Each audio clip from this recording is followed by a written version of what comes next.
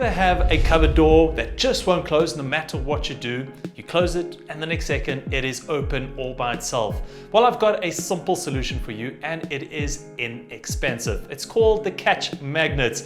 So all you need to do is install this and you'll ensure that your doors stay closed all the time. All you need to complete this project is a pen or a pencil, a screwdriver, your magnet catches, a drill with a 3mm drill bit, and a handful of screws. So the first thing you need to do is locate where your magnet catch will go. Mark it out using your pen or your pencil.